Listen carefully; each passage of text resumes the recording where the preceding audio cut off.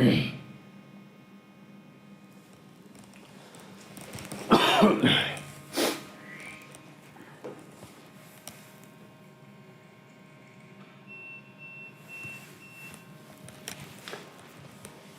guys, good evening and welcome back again to your Vedantu NEET English channel. I hope all of you are doing great.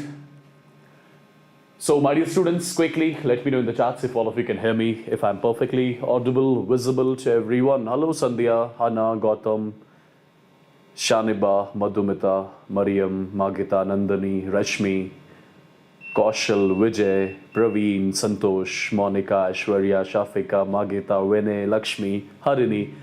Welcome back, people. Welcome back. Give me some green signal from the chats so that I'll get to know I'm perfectly audible, visible to you. Quickly. I'm doing good, guys. Thank you so much. I'm doing good. So quickly, let me know in the chats if all of you can hear me. If I'm perfectly audible, visible to every one of you. Quickly, let me know in the chats, people. Quickly. Perfect. Yes, I'm 5 minutes late. I'm really sorry about that. Yes. So, my dear students, as you all must be knowing, in the last session, we completed the chapter solid state. And today, we are going to start one more new chapter.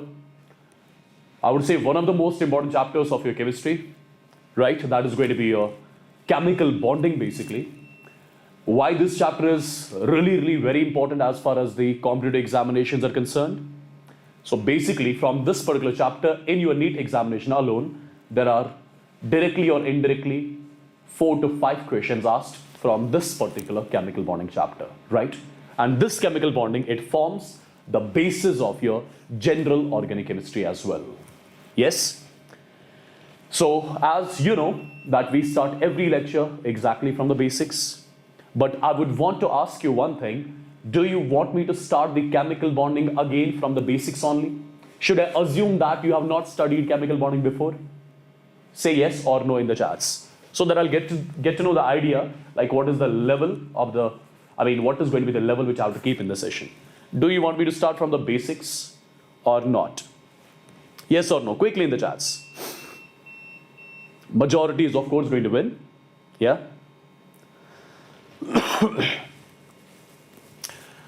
All right, so I can see majority of the students are coming up with yes, start from the basics. All right, perfectly done. I'll be starting exactly from the basics only. Yeah. So people, this first session of chemical bonding, it will be approximately I'm saying, okay, approximately 2 hours long. Okay, and I would want you guys to be with me till the end of the session. Are you guys ready for that? Are you guys ready for that? If yes, then only we can start the session. Are you guys ready to be with me till the end of the session? This session is going to be 2 hours long. Okay, just keep that in mind. Are you ready for that? Are you guys ready with your pen and paper too? Perfect, guys. Perfect. Wonderful. Yes, NTA mock tests are really helpful. Yes, do watch them. Perfect, people. So let's get going then. Let's start this chapter, chemical bonding. Okay. So before starting this particular session, my dear students, the ones who have just joined in, the ones who are new to the channel, who do not know me, a quick introduction about me. My name is Wassim and I am your chemistry master teacher here on this Vedantu NEET Elite English channel, right? Which is particularly for the ones who cannot understand Hindi, who want to learn in English. This particular channel is for them basically. Yeah. So people, the ones who have not liked the session yet, please do like the session, right? Do share the session as well with all the NEET 2023, even 2024 aspirants. Let everyone get benefit out of these sessions. At the same time, if you have not subscribed the channel yet, I would want you guys to subscribe to the channel, and please do not forget to hit the bell icon as well, right? So do like the session, every single guy, do like the session. That's something which keeps us motivated all the time. Do share the session with everyone and do subscribe to the channel as well, okay? So let me first of all show you the table of the content which we are going to do in the today's session. So my dear students, will be starting with the exact basics, what chemical bond is all about. Then we shall be talking about ionic bond, lattice energy, hydration energy, solubility of ionic compounds, covalent compounds, how to draw the Lewis structures, right? How to calculate the formal charge, right? And at the same time, Fajan's rules. I don't think we will be able to finish the dipole moment in the today's session, but if by chance we were able to finish the dipole moment also, well and good. If not, then in the tomorrow session, we'll be starting with the dipole moment itself. By the way, tomorrow at 7 p.m. Tomorrow at 7 p.m. Tomorrow means Saturday, right? Saturday, 7 p.m. I will be taking the second session of chemical bonding. So tomorrow the session timing is going to be 7 to 9, okay? Right? Tomorrow I'm taking two sessions. One is chemical bonding part 2, which is from 7 to 9. And at 10:30 tomorrow again, I'll see you guys again with something which is really special, right? That's a surprise for all of you. I'm sure you would have already seen the thumbnail. Okay, so tomorrow I'll be taking two sessions for you. One 7 to 9, chemical bonding part 2. And then 10:30, one small surprise for all the NEET 2023 aspirants, right? From Vedantu. Okay. So my dear students, let's get going then. Let's get started. Let's get to know exactly, first of all, what chemical bond is all about. The very basic thing from which I'm starting. So first of all, how do we define the chemical bond? Chemical bond, it is just the force of attraction which holds the atoms together in a molecule. Any force of attraction which holds the atoms together in a molecule, that force of attraction is something which we call as chemical bond. So whenever from now onwards you'll hear a term bond, chemical bond, one thing should strike into mind. That means there will be some force of attraction which will be holding the atoms together in a molecule. And that force of attraction which holds the atoms together in a molecule, that's something which you call as chemical bond, right? Now, my dear students, the first type of chemical bond which we have to discuss today, what is that going to be?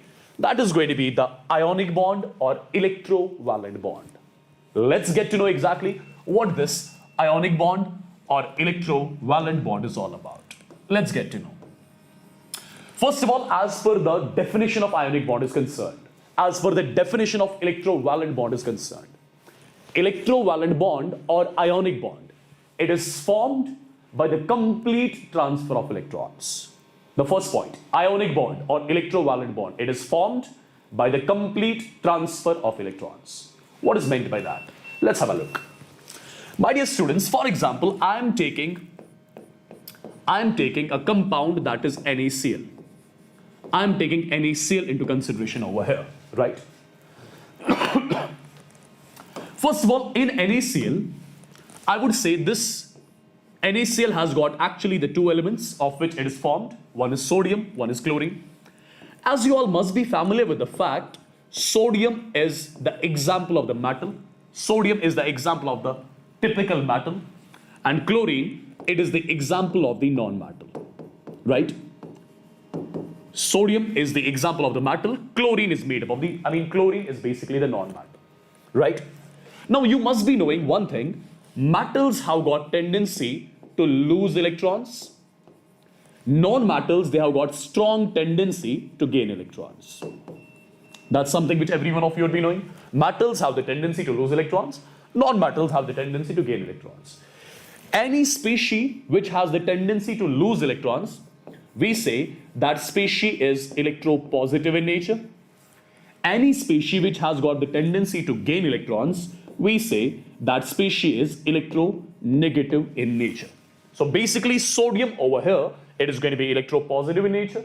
It will be having the tendency to lose electrons. Chlorine, which is the example of the non-metal, it has got the tendency to gain the electrons, so it is electronegative in nature. Now if I ask you to which group sodium belongs,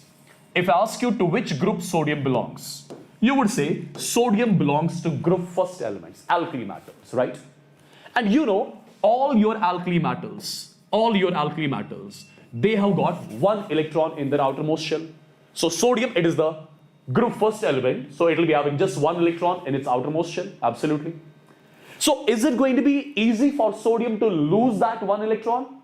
Or is it going to be easy for sodium to gain 7 electrons? Absolutely, it's going to be easy for sodium to lose that one electron which is present in its outermost shell. And when sodium loses its outermost electron, it gets converted into Na positive, right? When this sodium loses that outermost electron, it gets converted into Na positive. Now, my dear students, if I talk about chlorine, if I ask you to which group this chlorine belongs to, this chlorine, it belongs to halogen family. It belongs to group 17. And all the group 17 elements, they have got 7 electrons in their outermost shell. If chlorine has got 7 electrons in its outermost shell, can I say it's going to be easy for this chlorine to gain 1 electron to complete its octet? Absolutely. So what this chlorine is going to do, the electron which was given by sodium, chlorine is going to gain this electron completely and will get converted into Cl negative. Okay. So can I say over here, I got basically 2 species. One is Na positive, one is Cl negative, right? Can I say basically the metal got converted into cation, the non-metal got converted into anion. Metal got converted into cation, non-metal got converted into anion. Perfect. Now can I say I have got 2 species which contains opposite charges, positive, negative. Can I say there will be the force of attraction between the oppositely charged species? This force of attraction, it is basically the electrostatic force of attraction which is binding this Na positive and Cl negative together. And this electrostatic force of attraction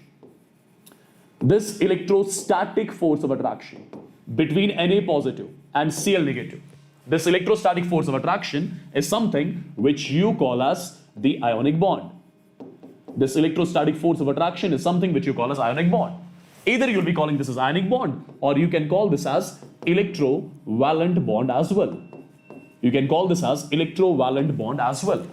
And any such compound which contains this ionic bond or electrovalent bond, we call that particular compound as the ionic compound. I hope you got the definition of what ionic compound is all about and what ionic bond is all about. Ionic compound is the one which contains ionic bond. Ionic bond is basically the electrostatic force of attraction between the cation and the anion, right? This electrostatic force of attraction which holds the cation and anion together, right? That's something what you call as ionic bond. As simple as that. Now, my dear students, one more thing. Can I say this particular sodium which I have taken over here, this sodium has lost 1 electron completely and chlorine has gained the same 1 electron completely. Sodium has lost 1 electron completely and chlorine has gained 1 electron completely, due to which cation and anion got formed. Can I say over here in this process, complete loss and gain of electrons is taking place? Absolutely, complete loss and gain of electrons is taking place. Right? In the process, complete loss and gain of electrons is taking place. So do remember, in case of your ionic bond, in case of your electrovalent bond, complete loss of electrons and gain of electrons takes place. That's why we define electrovalent bond. That's why we define the ionic bond like this. Ionic bond is formed by the complete transfer of electrons. By the complete transfer of electrons. As you saw, complete transfer of electrons happened, due to which cation and anion got formed, due to which electrostatic force of attraction got developed, and that electrostatic force of attraction is something which we call as ionic bond. As simple as that. Let me know quickly in the chats if this concept is clear to everyone. Let me know quickly in the chats. Quickly in the chats, feel quickly, yes or no? Yes or no, quickly. Do not wait. Everyone. Clear? Perfect, guys. Perfect. Now have a look. My dear students, since I told you there is electrostatic force of attraction which is holding these ions together. You would have studied in physics, electrostatic force of attraction is directly proportional to the charge present on the species, inversely proportional to the square of distance between the species. Can I say, more the charges present on these species, more the magnitude of charges present on these species, more the charges present on the cation and anion, more is going to be the force of attraction holding them. More the force of attraction holding them, stronger is going to be the ionic bond. Stronger is going to be the ionic bond. Something happened to light, okay? But relax, it's going to be fine. It's going to come back in some time. Yes? Perfect. So more the charges present on the species, more is going to be the electrostatic force of attraction. and more the electrostatic force of attraction, stronger is going to be the ionic bond. Number one. Number two, force of attraction and distance between the ions. Force of attraction and distance between the ions. These are inversely proportional. These are inversely proportional. Can I say lesser the size of these ions, lesser the size of these ions, closer these ions are going to be. Lesser the size of these ions, closer the ions are going to be. And closer the ions, lesser the distance. Lesser the distance, more the force of attraction. Lesser the distance, more the force of attraction. So can I say something like this as well? Yeah? Perfect. As simple as that. I hope you got to know what an ionic bond exactly is all about. Now, my dear students, if you ask me, what are the favorable conditions for the formation of ionic bond? What are the favorable conditions for the formation of ionic bond? Favorable conditions for the formation of ionic bond. Understand.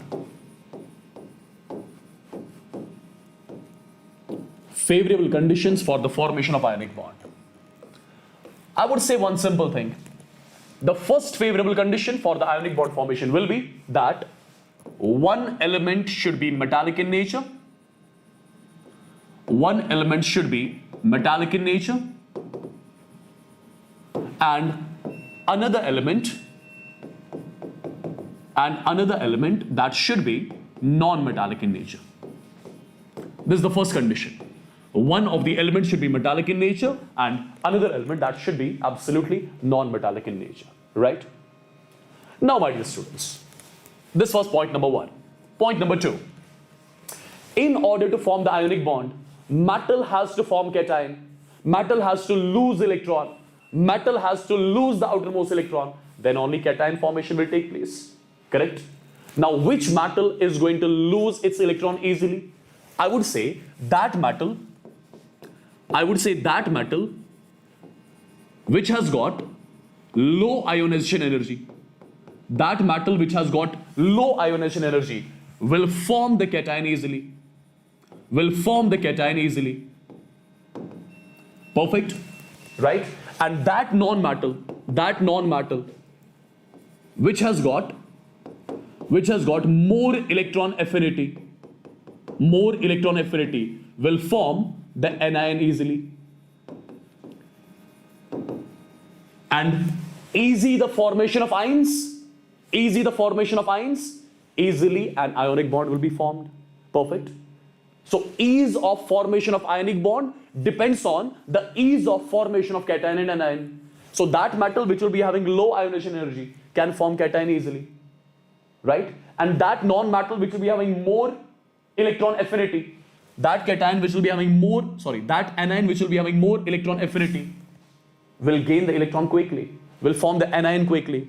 More easily the anion gets formed, more easily the cation gets formed, so easily ionic bond gets formed. Perfect, right? This is one more condition which you guys are going to remember from now onwards. I hope this is clear. So these are the favorable conditions. These are the favorable conditions for the formation of ionic bond. Number one of the element has to be metallic, one should be non-metallic. The metallic element should have low ionization energy, the non-metallic element should have more electron affinity. Right? Perfect. I hope this is clear to everyone. Let me know quickly in the chats if this is clear to everyone. Now, my dear students, there are few characteristic features about ionic compounds. Since in case of ionic compounds, we have got strong electrostatic force of attraction. If the electrostatic force of attraction between the ions, if that is a strong force, that is the reason why your ionic compounds, why they are hard in nature. So they are generally hard. Ionic compounds are generally hard. What is the reason? Because ionic compounds contains ionic bond. Ionic bond is strong electrostatic force of attraction. If there is a strong electrostatic force of attraction holding the ions, definitely they are going to be hard. If there is a strong electrostatic force of attraction, can I say the ions are going to be closer? If ions are going to be closer, can I say the density of the ionic solid will be high? As simple as that. One more parameter. The density of ionic solid will be high. Perfect. If the ions have got strong electrostatic force of attraction, can I say in order to melt the solid, in order to boil the solid, you have to raise the temperature a lot, so their melting boiling points are actually very high. That's one more thing. Yes. And if you remember, in your solid state, I've told you, whenever you'll be having an ionic compound in solid state, it behaves like the insulator. But when you convert it into the molten form or aqueous form, it behaves like the conductor. Why is that? See guys, for example, I'm talking about NaCl solid. I've got an ionic compound in solid form, right? This is Na positive, this is Cl negative. There is strong electrostatic force of attraction. The electrostatic force of attraction between these ions, it's so strong that these ions cannot move at all. If the ions cannot move, it is absolutely going to behave like the insulator. So in solid state, this ionic compound NaCl, for example, it behaves like the insulator. But my dear students, when you convert this NaCl into NaCl liquid, when you convert this NaCl solid into NaCl liquid, that means you are going to heat up this NaCl solid unless it melts. You have heated up this NaCl solid unless it has melted, right? Unless it has melted. Okay. Now, my dear students, since solid got converted into liquid, this is something which I call as molten NaCl. Okay. Since you have converted solid into liquid, since when you convert solid into liquid, the particles, are they going to come closer or they are going to go far? The constituent ions, since you are converting solid into liquid, so are the constituent ions going to come close or far? They'll be definitely going far. If the constituent ions are going far, the distance between them is increasing. If the distance between them increases, force of attraction between them decreases. And if the force of attraction between the ions here has decreased, that means the ions over here can comparatively move as that of solid. And if the ions can show the moment, that means it's going to behave like the conductor here. As simple as that. Similarly, whenever you will be having NaCl in aqueous state, if you drop NaCl into water, we call this as NaCl aqueous. If you drop NaCl into water, we call it as NaCl aqueous. Same is the case as NaCl aqueous. It behaves like the conductor. The ions can move. In aqueous state, in molten state, but the ions are firmly bound in case of solid state. So in solid state, ionic solid insulator. In molten state, conductor. In aqueous state, also the conductor. Right? Perfect, people. Let me know quickly if it is clear. Let me know quickly if it is clear to everyone. Let me know quickly if it is clear to everyone. Let me know in the chats. Now, after making this concept clear, let's try to understand one more thing. There are few important features related to the ionic compounds. There are few important parameters related to the ionic compounds. The first parameter which is related to ionic compounds, that's lattice energy. The point is, how do we define the lattice energy? My dear students, before making you understand the lattice energy, just keep one thing in mind. Whenever you see attractions between two particles, due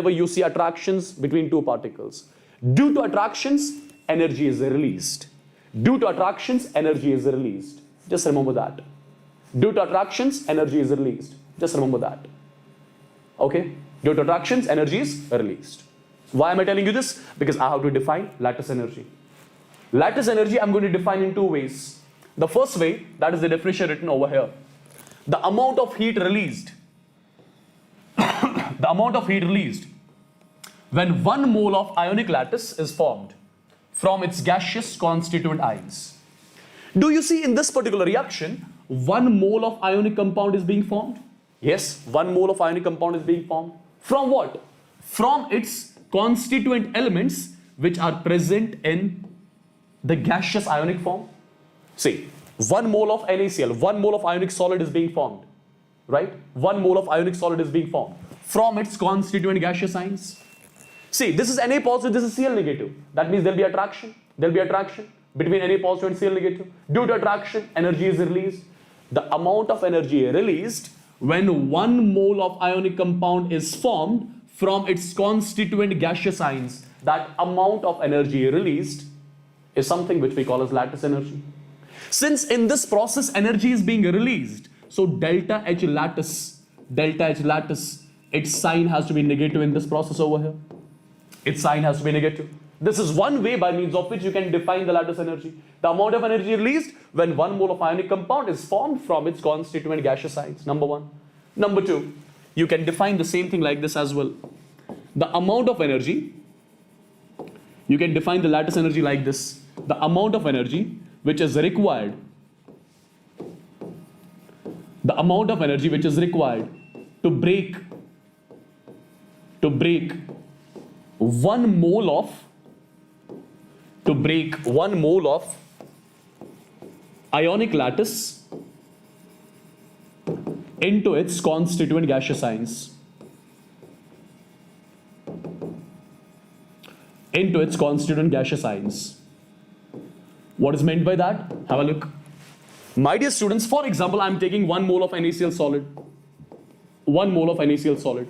Now you know, in case of NaCl solid, over here sodium exists as Na positive, chlorine exists as Cl negative. There is the ionic bond in between. Now, if you want to break the force of attraction, do I have to supply energy? Absolutely I have to supply energy, right? So I will have to supply energy to this NaCl so that it gets converted into Na positive gas and it gives Cl negative gas. The amount of energy which is supplied to 1 mole of ionic lattice, the amount of energy which is supplied to 1 mole of ionic lattice so as to convert into the gaseous signs, that amount of energy supplied, that amount of energy absorbed to convert 1 mole of ionic lattice into its constituent gaseous signs, that is also called as lattice energy.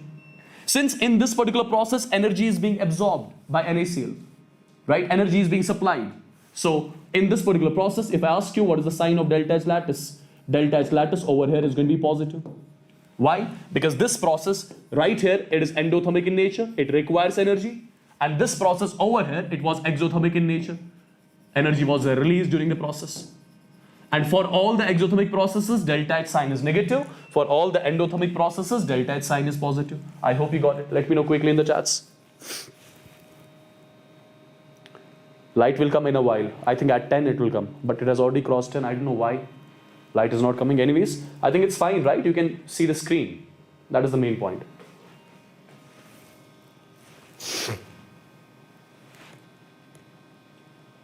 Is it clear? Perfect. So lattice energy, preferably you are going to remember like this. The amount of energy which is required to break 1 mole of ionic lattice into its constituent gaseous signs. Perfect. Now my dear students, lattice energy is going to give us the idea about the stability of ionic compound.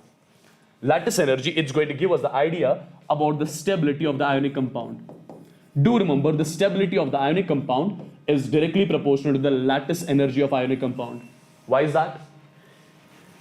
See how we can understand this. Can I say more the lattice energy of the ionic compound? More the lattice energy of the ionic compound. That means more is the energy that has to be supplied to break the attraction. If more energy has to be supplied to break the attraction, that means attractions are strong. That's why you have to supply more energy. More the attractions between the ions, stronger is the ionic bond. Stronger the ionic bond, that means stable is the ionic compound. As simple as that. Right? So more the lattice energy. Yes, light came. Thank God. Okay. So more the lattice energy of the ionic compound. More the lattice energy of the ionic compound. More energy has to be supplied to break the attraction here. That actually means there is more attraction between the ions. That's why you have to supply more energy. Perfect. More the attractions means stronger the ionic bond. Stronger the ionic bond means stable the ionic compound. So do remember, stability of ionic compound is directly proportional to lattice energy. Perfect. Now my dear students, if I want to talk about this lattice energy a bit more in detail, lattice energy depends on 2 parameters. It depends on charge on the ion and it depends on the size of ions. Lattice energy, if I write it again here, lattice energy, it is directly proportional to the charge present on the ions, inversely proportional to the size of the ions. Now you tell me, more the charges on the ions of the ionic compound, more is going to be the electrostatic force of attraction between the ions in the ionic compound.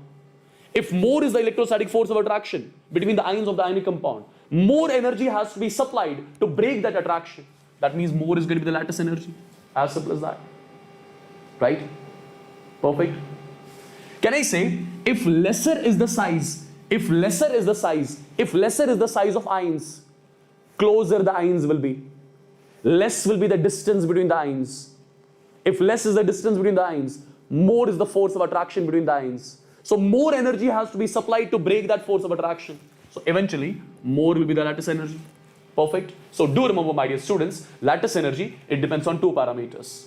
Lattice energy, it depends on two parameters. Charge and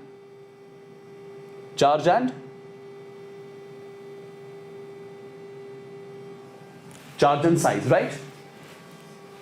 Perfect. More the charge present in the ions, more the force of attraction between the ions, more the lattice energy. Lesser the size of the ions, closer the ions will be, more the force of attraction, more the lattice energy. That's all. Just remember this thing. Right? Let's try to solve a few questions so that this concept becomes properly clear to you. See guys, arrange the following on the basis of increasing lattice energy. You have to arrange them on the basis of their increasing lattice energy. Understand properly. Over here you have got lithium, sodium, potassium, rubidium, group first elements. So this is going to be basically Li positive, Na positive, K positive, Rb positive. This chlorine is going to be Cl negative, Cl negative, Cl negative, Cl negative. Over here in this first question, N ion everywhere is same. N ion everywhere is same. So you are not going to decide on the basis of N ion because N ion everywhere is same. Now you'll be deciding on the basis of cation. Just see, Li positive cation, Na positive, K positive, Rb positive. Since the charge present on every cation is same, so you are not going to decide on the basis of charge on cation. You'll be deciding on the basis of size of cation. Lattice energy and size inversely proportional. Lesser the size, more the lattice energy. Now, you have got basically Li positive, you have Na positive, you have K positive, you have Rb positive. On moving from top to the bottom in the periodic table, what happens to ionic size? Ionic size increases, right? Ionic size increases on moving from top to the bottom. Can I say this Li positive will be having least ionic size? If it has got least ionic size, can I say lattice energy in the first one will be maximum, followed by this, as simple as that. Right? As simple as that. Perfect? You got to know how? Anion everywhere is same. So don't decide on the basis of anion. Decide on the basis of cation. On cation, everywhere charge is same. So decide on the basis of size of cation.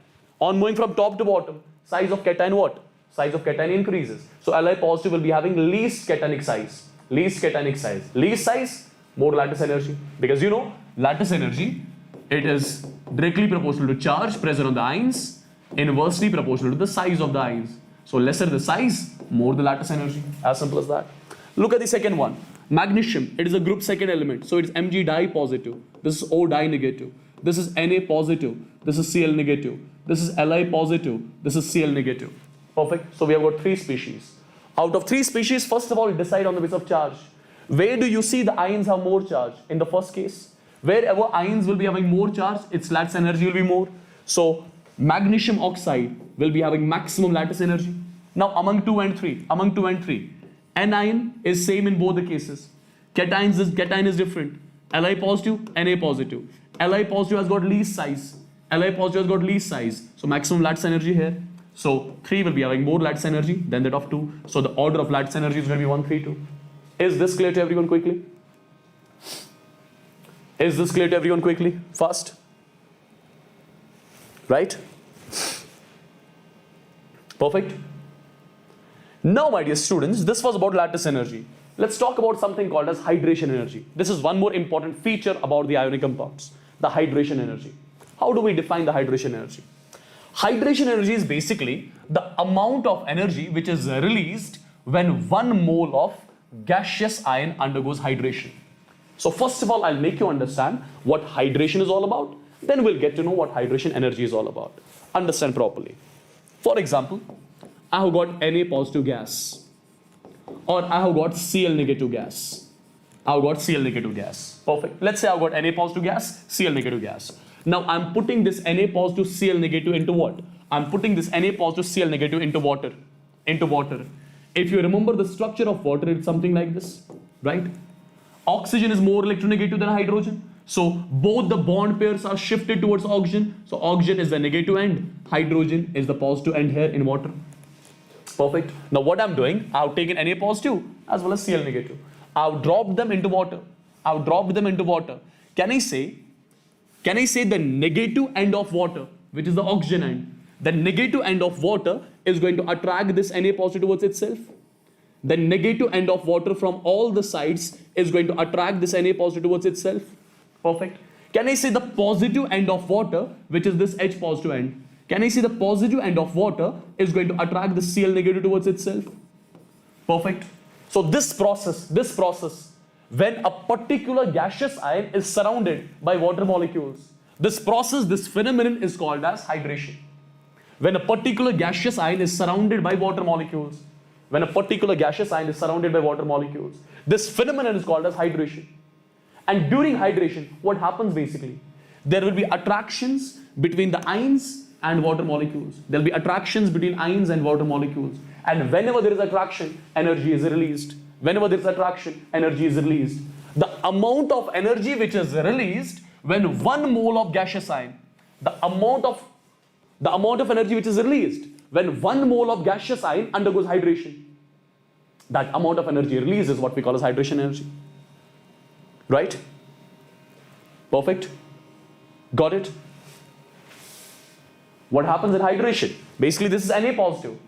This is basically the actual water molecule like this.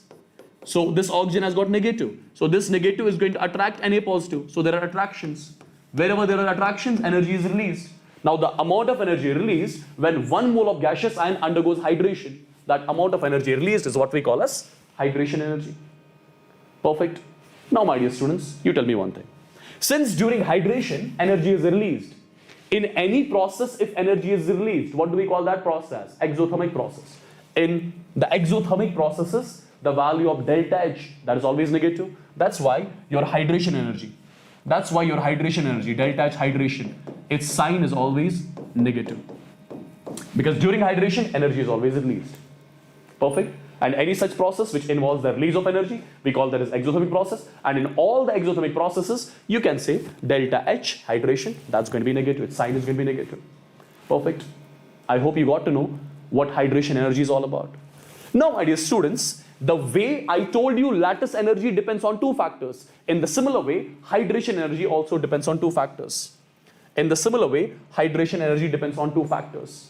Hydration energy, it depends again on the same 2 factors. It is directly proportional to the charge on ion, inversely proportional to the size of ion.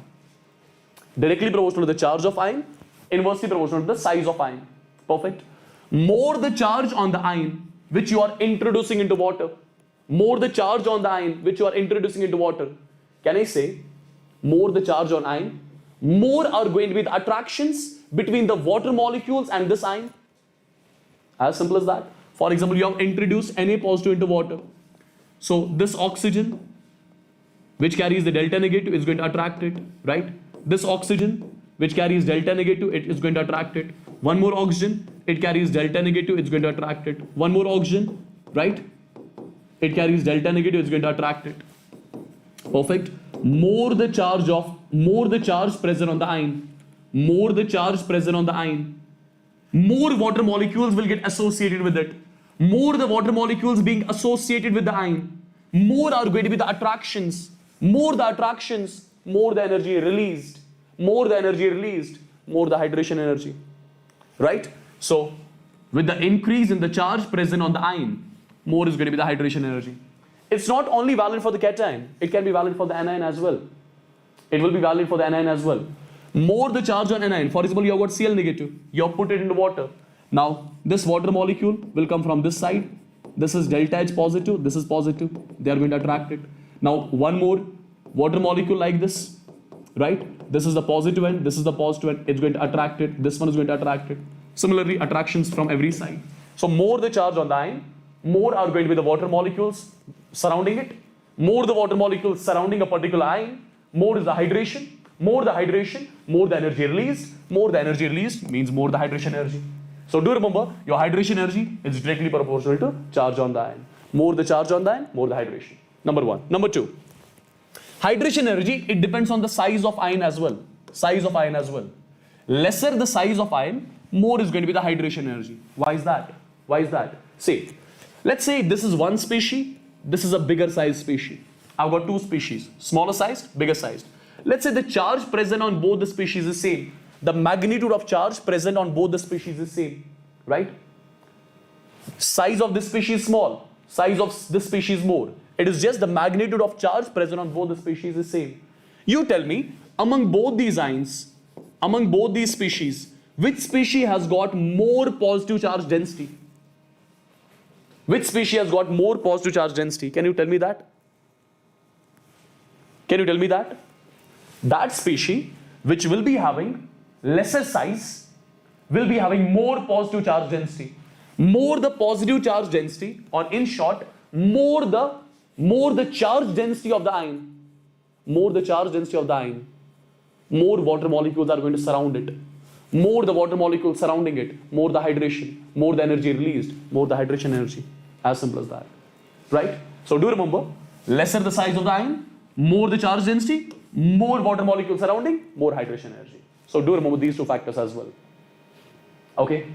Now people, if I ask you, what kind of questions can be asked out of hydration energy? There are different types of questions which can be asked on hydration energy. Understand one by one.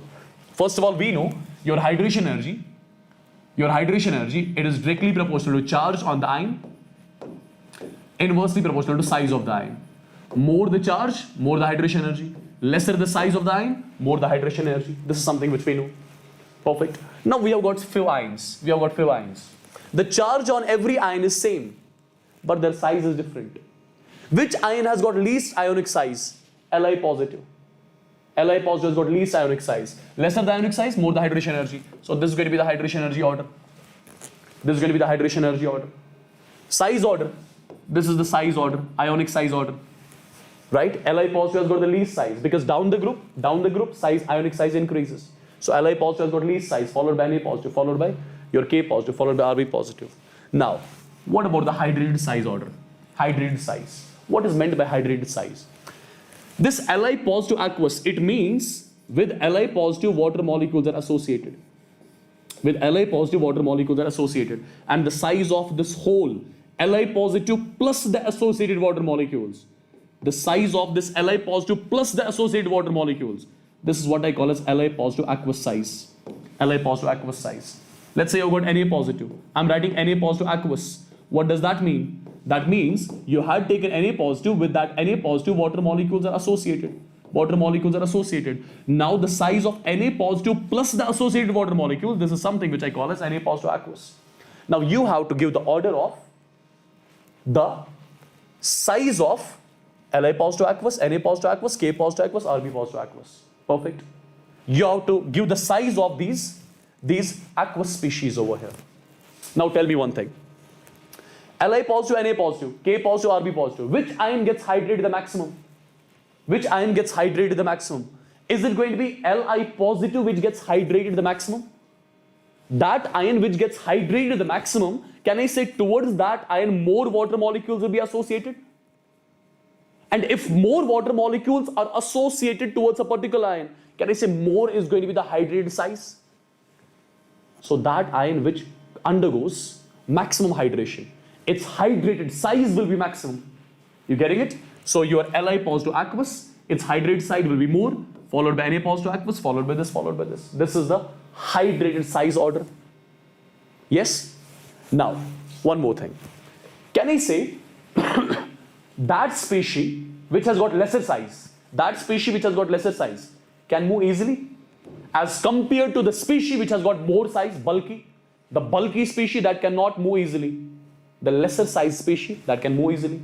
Perfect. Now, Li positive aqueous, Na positive aqueous, K positive aqueous, Rb positive aqueous. Which is maximum bulky? It's Li positive aqueous which is maximum bulky. If it is maximum bulky, so the speed with which it will be moving, in the solution, that will be less. That means its ionic mobility will be less. Right? So you can relate mobility with the speed with which the ion moves, right? So its hydrate size is maximum, its mobility will be less. So what is going to be the mobility order? This is the mobility order. Now again, one question can be asked on the basis of conductivity. More the ease with which the ion moves, more easily the ion moves, more is going to be its conductivity, right? More the ionic mobility of the ion, more the ionic mobility, more is its conductivity. You see, these are all the hydrate ions. Which hydrate ion has got the maximum size? Li positive. Li positive aqueous, it has got maximum size. If its hydrate size is maximum, so its ionic mobility will be minimum. If mobility is minimum, that means its conductivity is minimum. So this is the order of the conductivity of these hydrate ions. Did you get it? Let me know quickly.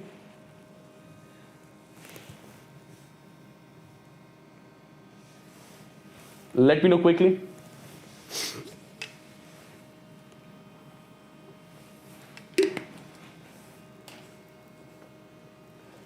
So if I want to summarize everything about hydration, your hydration energy, it is directly proportional to charge on the ion. It is inversely proportional to size, right? More the hydration, more is going to be the hydrated size. More is going to be the hydrate size, or let's leave the hydrate size aside. One more thing. More the hydration. What is going to be the ionic mobility? Lesser is going to be the ionic mobility, right? So I'll say the mobility of hydrated ions is inversely proportional to what? Is inversely proportional to hydration energy. You can say more the hydration, more is going to be the size, lesser is going to be the mobility. As simple as that. Perfect. Lesser the mobility, lesser the conductivity, right? You can say it is directly proportional to conductivity of the hydrated size as well, conductivity of the hydrated ion as well. Perfect. So more the hydration energy, that means more the hydration, more the hydrated size, lesser the mobility, I think I wrote the reverse. Just leave it aside or else you get confused, right? Just keep it like this. Then you can relate the other things as well. Yes? Perfect. So people, are all these questions clear to you?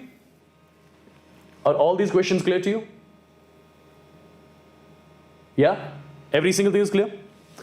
Now, if this hydration energy concept is clear, I'm going to define one more thing over here. What is that? That is your solubility. Solubility of ionic compound. Solubility of ionic compound, for example, in a polar solvent. Polar solvent like water. Let's have a look on this particular topic. It's a very simple thing. Okay, you can just remember it like this. First of all, whenever you talk about solubility, what happens basically? For example, I have to define the solubility of NaCl in water. I have to define, for example, solubility of NaCl in water. In short, what is the phenomenon which happens? Here? Understand carefully. Let's say you have taken water into the container. In the container, you have got water. This is water inside the container, for example, okay, which is a polar solvent. Yeah. Now you are putting NaCl into it. Now this NaCl, this Na is positive, this Cl is negative. So there is attraction between them. When you put NaCl into water, the first step which happens here, this force of attraction gets broken down. When you put NaCl into water, this force of attraction gets broken down. Perfect. Right? In order to break the attraction, energy is needed. So over here, the first step is energy is needed. Energy is needed to break the force of attraction. Perfect. So in the first step, energy is needed. Right? Now, when this Na positive and Cl negative get separated, after that what happens? Water molecules will start get associating with them. So these ions will get hydrated. And due to hydration, energy is released. First, energy was utilized to break the attraction, right? Then energy is being released, right? Then energy is being released. Perfect. So can I relate solubility with hydration as well as lattice? Can I relate solubility with hydration energy as well as lattice energy? Absolutely, I can do that. Absolutely, I can do that. Can I say if the lattice energy, okay, one more thing by the way. Since you have put NaCl into water, the first step, you have to break the attraction. And this attraction has to be broken down. Once attraction is broken down, the ions which you get, they get hydrated. Due to hydration, energy is released. And the energy released during hydration, that energy is consumed to break the attraction between the ions in case of the other NaCl particles. You getting it? The attraction, the hydration, energy, the energy which is being released during the hydration, that amount of energy, some part of that energy is used to do what? To break the force of attraction between the ions in case of further NaCl molecules which are to be added. I hope you're getting it. So can I say if the lattice energy of ionic compound is greater than hydration energy? If the lattice energy of ionic compound is greater than hydration energy, so will the overall dissolution process, of dissolution, will it be endothermic or exothermic? First energy is needed. First process endothermic. Second process exothermic. If lattice energy is more than that of hydration, so the overall dissolution process, is it going to be endothermic or exothermic? The overall dissolution process is going to be endothermic, right? Can I say the compound will not be completely soluble? The compound will not be completely dissolved.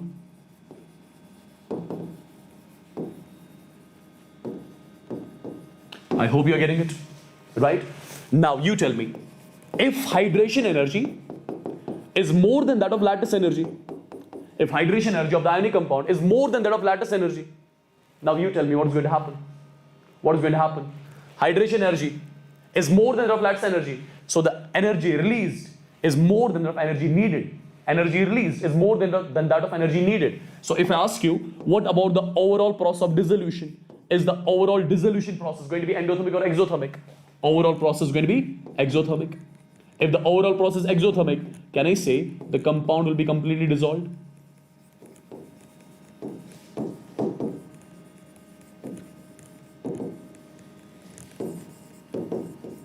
The compound is completely dissolved. I hope you got it, right? Now people, can I relate the solubility with hydration energy and lattice energy like this? Solubility of ionic compound in the polar solvent, it is directly proportional. It is directly proportional to hydration energy. It is directly proportional to hydration energy. More the energy released, the amount of energy which is released, that is utilized to break further attractions between Na positive and Cl negative. Getting it? That means more compound can be dissolved. So more the hydration energy, more the solubility of the ionic compound in the polar solvent. It is inversely proportional to lattice energy. More the lattice energy, lesser is going to be the solubility. If more the lattice energy, that means more energy is needed to break the attractions between Na positive and Cl negative, for example.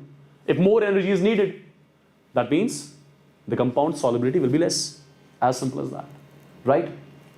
Now, my dear people, one more thing. The solubility of the ionic compound. The solubility of the ionic compound, it depends on the dielectric constant of solvent as well. It depends on the dielectric constant of solvent as well. What does that mean? What is meant by the term dielectric constant of solvent? Dielectric constant of solvent, it gives you the idea about the tendency of the solvent, the tendency of the solvent to break the force of attraction between the ions in case of the ionic compound. Dielectric constant of the solvent, it gives you the idea about the tendency of the solvent to break the force of attraction between the ions in case of the ionic compound. So can I say, more the dielectric constant of the solvent, more the dielectric constant of the solvent, can I say more is the tendency to weaken the force of attraction between the ions in case of ionic compound? Absolutely. Can I say more will be the solubility? More will be the solubility of the ionic compound. I hope you got it. Yes. If you talk about water, why do we call it as the universal solvent? Because water has got the maximum dielectric constant. Its dielectric constant is very high, approximately 81. If its dielectric constant is very high, that means it has got the maximum tendency. It has got huge tendency to break the force of attraction between the ions in case of ionic compound. So I'll say this has to be a universal solvent because its dielectric is very high, right? Its dielectric is very high, right? That's why majority of the compounds are soluble in water. That's the reason why majority of the compounds are soluble in water, can be dissolved in water. I hope this is clear. This was one more factor. This was one more important thing which you need to remember about the ionic compounds. Perfect. Now, my dear students, this was the ionic compound, right? The actual chapter of chemical bonding, it is based on the covalent compound, right? It's based on the covalent compound.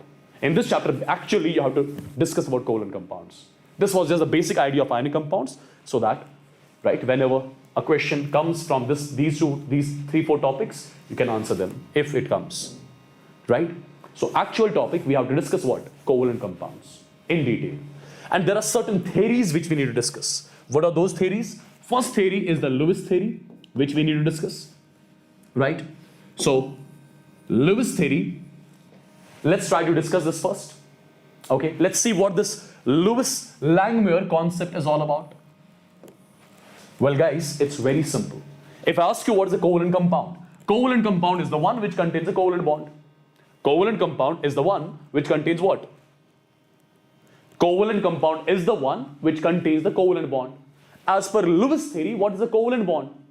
Covalent bond is basically the bond which gets formed between the atoms by the mutual sharing of electrons, just to complete their octets or duplets.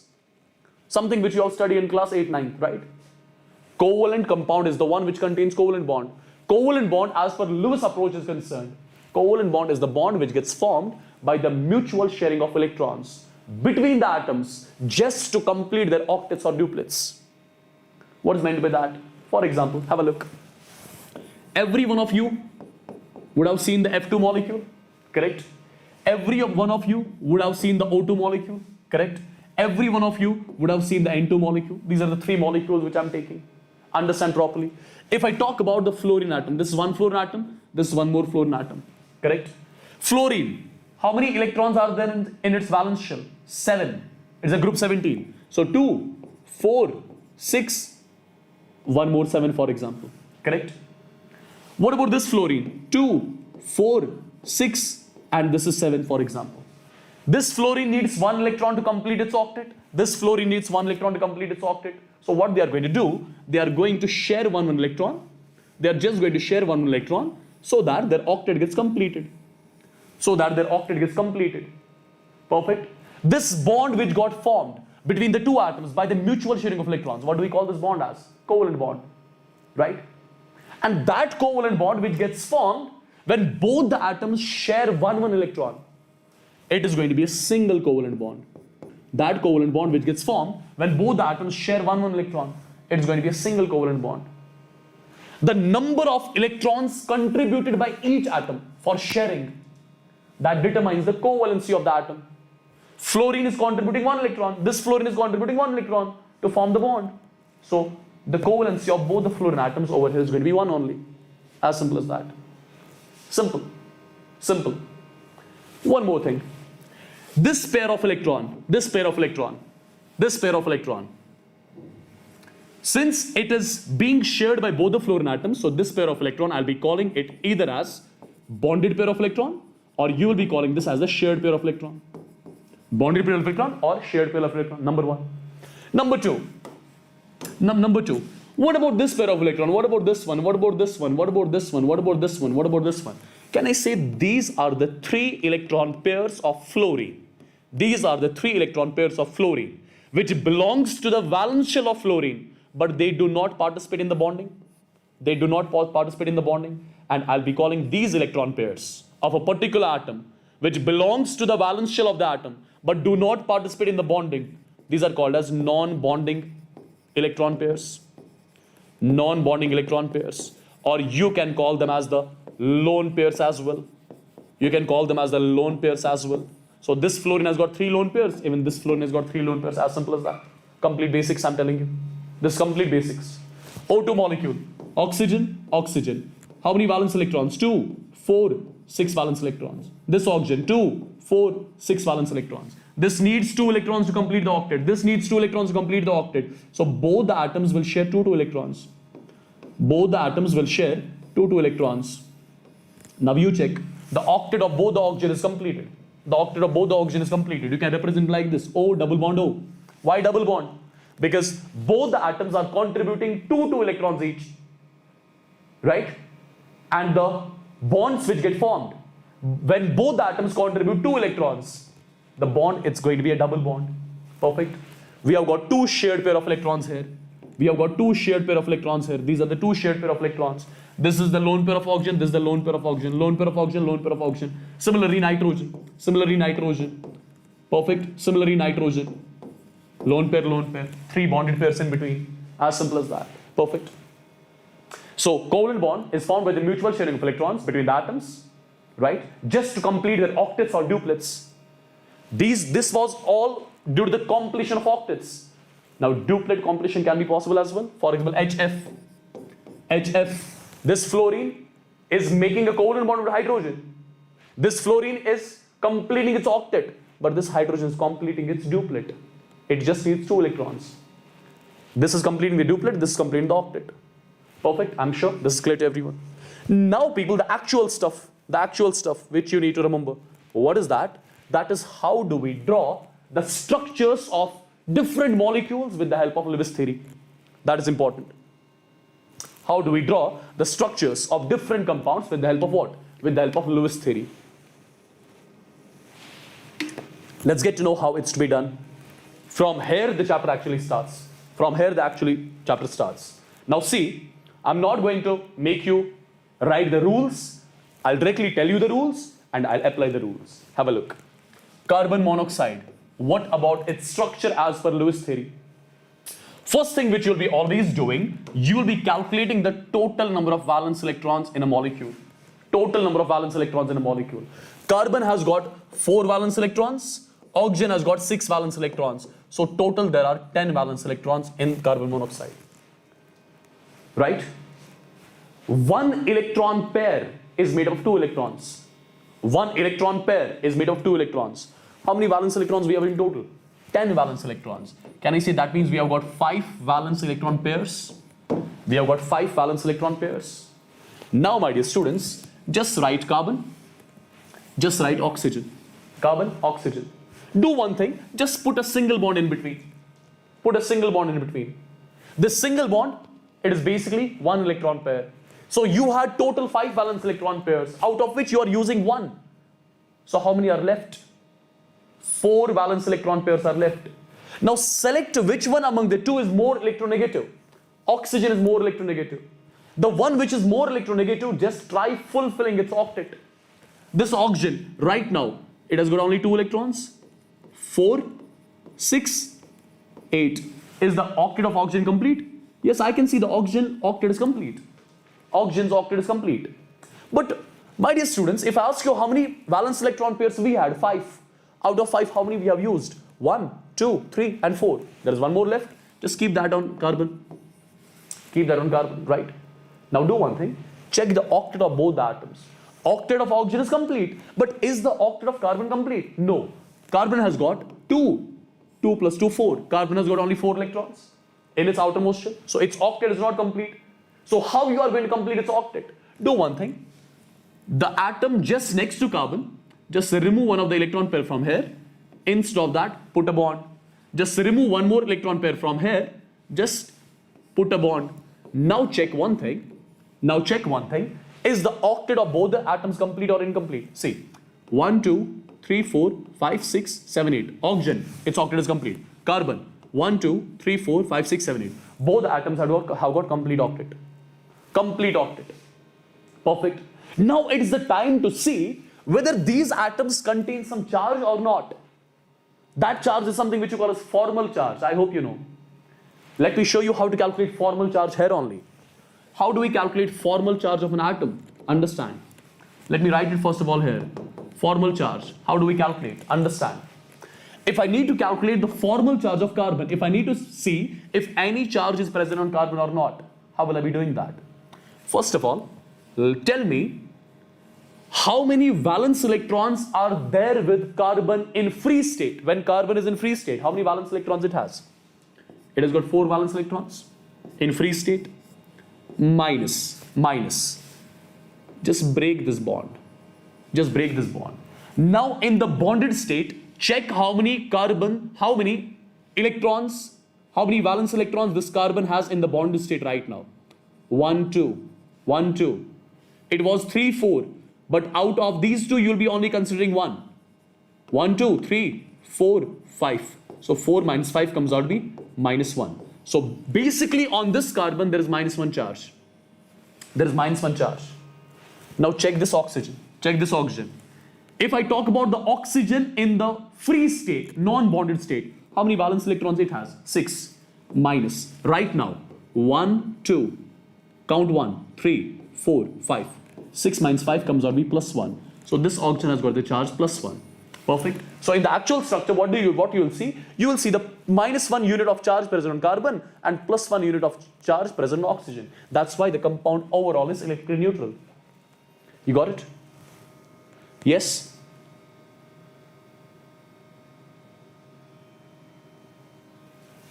Is it clear, guys? This is one example. Let me give you a few more examples so that every single thing is clear.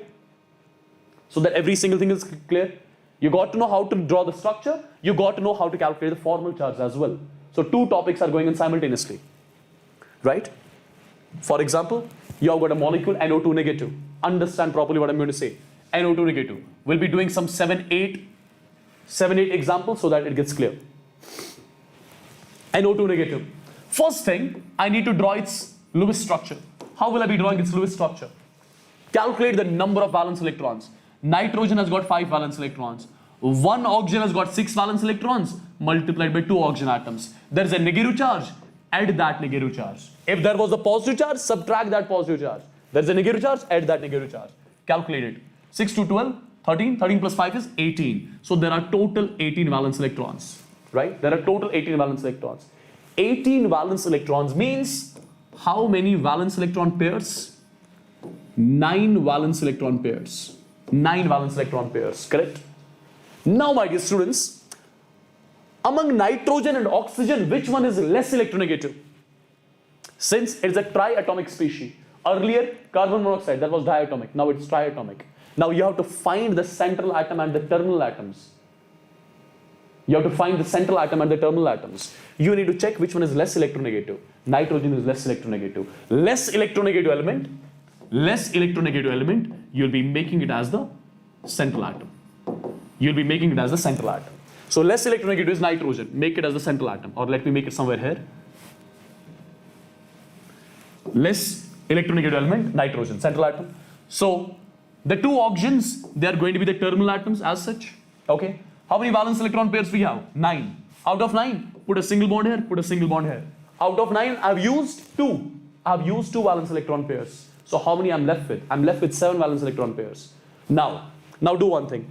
Select the most electronegative element. That's oxygen. Try fulfilling the octet of oxygen.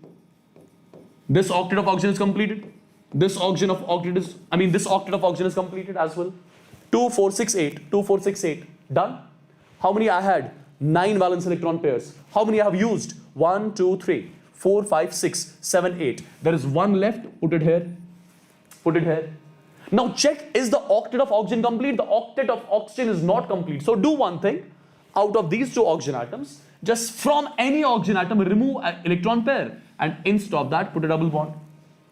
This is the structure of your NO2 negative. Now calculate the charges present on the atoms. The formal charge I'm asking. How do we do that? See, just select this particular oxygen, for example. This is the oxygen which you are selecting. Tell me one thing. Tell me one thing. In the free state, oxygen has how many valence electrons? 6. In the free state, non-bonded state, minus. In this bonded state, how many valence electrons it has?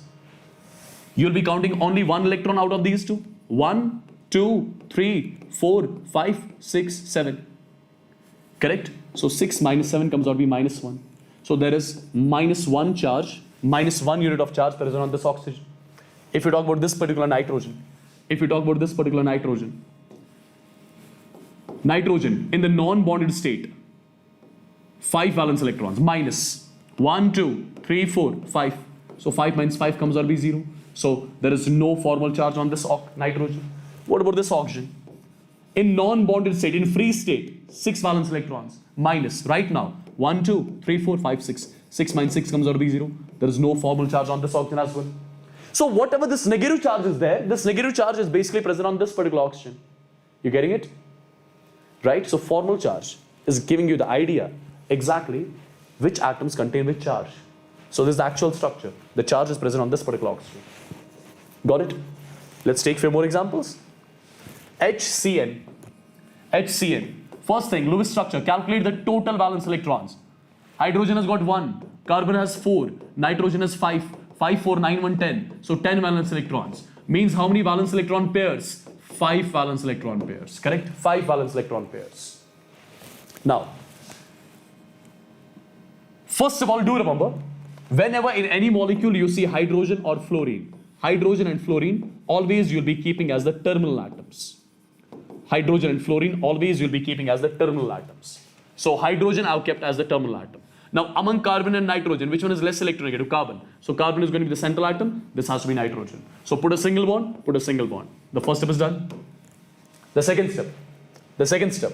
Which one is most electronegative? Nitrogen. Try fulfilling its octet. 1. Right?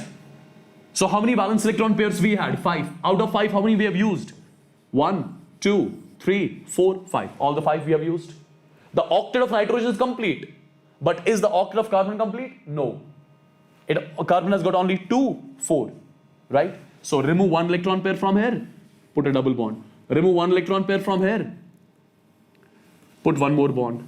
Now check. Is the octet of carbon complete? 2, 4, 6, 8. Nitrogen. 2, 4, 6, 8. Hydrogen. Its duplicate is complete. Perfect. Now see if there are any charges present on the atoms. First of all, hydrogen. Check the formal charge. In the free state, 1 valence electron. Right now, only 1 valence electron. 1 minus 1, 0. So no formal charge. Talk about this particular carbon. In free state, 4 valence electrons. Right now, 1, 2, 3, 4. So 4 minus 4 is 0. No formal charge. Nitrogen. In the free state, 5 valence electrons. Minus right now, 1, 2, 3, 4, 5. So 5 minus 5 is 0. There is no charge present on this nitrogen as well. Right guys, is it clear? Sir, it comes 9 valence electrons. What is coming 9 valence electrons? 5, 4, 9 plus 1 is 10, bro. What are you saying?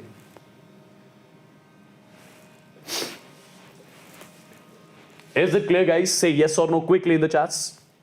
I'll be giving you one more example. With that, we'll be moving on to our next topic. Okay?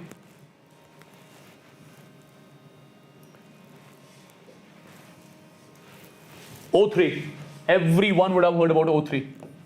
First of all, let's make its structure. Calculate the valence electrons. How many valence electrons? Oxygen has got 6 valence electrons multiplied by 3 oxygen. So 18 valence electrons. If there are 18 valence electrons, so how many valence electron pairs? 9 valence electron pairs. Correct? All are same atoms. So oxygen, oxygen, oxygen, for example, like this. Single bond, single bond. Perfect. Now try fulfilling the octet of the terminal atoms.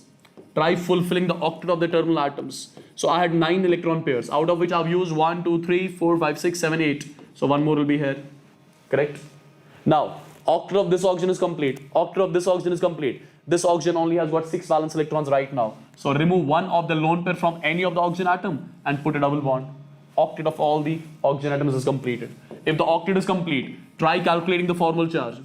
See, for this particular oxygen, in the free state, 6 valence electrons, minus bonded state, 1, 2, 3, 4, 5, 6 and 7. So 6 minus 7 comes out to be minus 1. So minus 1 is basically the formal charge present on this. If you talk about this particular oxygen, in the free state, 6 valence electrons right now. 1, 2, 3, 4, 5, 6. So 6 minus 6 is 0. There is no charge present on this oxygen. If I talk about this particular oxygen, in the free state, 6 minus right now. 1, 2, 3, 4, 5.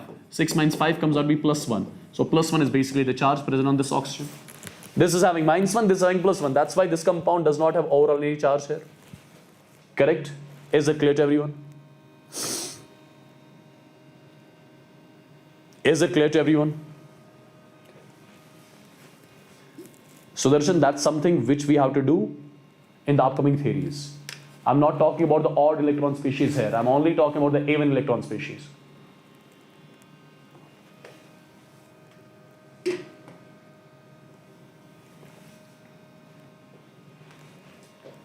Perfect? Got it? Do you want to see one more example, or you want to move ahead on one more topic? Just tell me in the chats quickly. Do you want to see one more example, or this part is clear?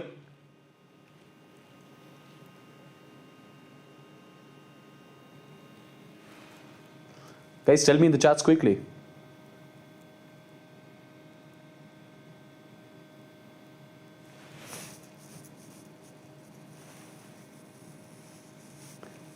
Okay, let's do one more example. With that, I'll be moving on to our actual topic, main topic, that is Fajan's rules. That's important, okay? For example, you've got O2 negative. O2 negative, for example. Take oxygen, 6 valence electrons, 2 oxygen atoms, so 6 to 12, di-negative charge, so add it up. So 12 plus 2 is 14, so 14 valence electrons in total. So there will be some 7 valence electron pairs. Now what you'll be doing? one oxygen, put a single bond. Now fulfill the octets. 1, 2, 3, 4, 5, 6, 7, 8. 1, 2, 3, 4, 5, 6, 7, 8. Correct? How many valence electron pairs you had? 7. Out of which how many you have used? 1, 2, 3, 4, 5, 6, 7. All the 7 are used. Now calculate the formal charge. If I talk about this particular oxygen, 6 valence electrons in the free state, minus right now 1, 2, 3, 4, 5, 6 and 7. So 6 minus 7 comes out to be minus 1. There is minus 1 formal charge on this oxygen. If I talk about this one, in the free state, 6 right now, 1, 2, 3, 4, 5, 6 and 7. 6 minus 7 comes out to be minus 1. So there is minus 1 charge on this one as well. That's why the overall molecule has got the charge of minus 2. I think this is clear now. Okay? So you can try out further more examples at home. Cn negative is one example. NO3 negative is one more example. Just try them out on your own. Cn negative, NO3 negative, but after the session. Now let's move on. Even you can try for PO4 tri-negative as well. Try for this one as well. Okay? You should be able to do it. Now let's have a look on something called as Fajan's rules. This is a very important topic.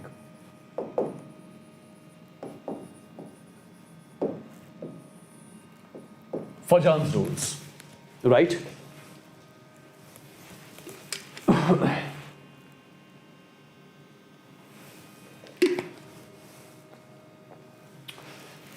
My dear students, let me tell you, there is no bond which is 100% covalent or 100% ionic. There is no bond which is 100% covalent or 100% ionic. Every covalent bond has got some ionic character in it. Every ionic bond will have some covalent character in it. For example, you've got a molecule HF. There is a covalent bond present in between.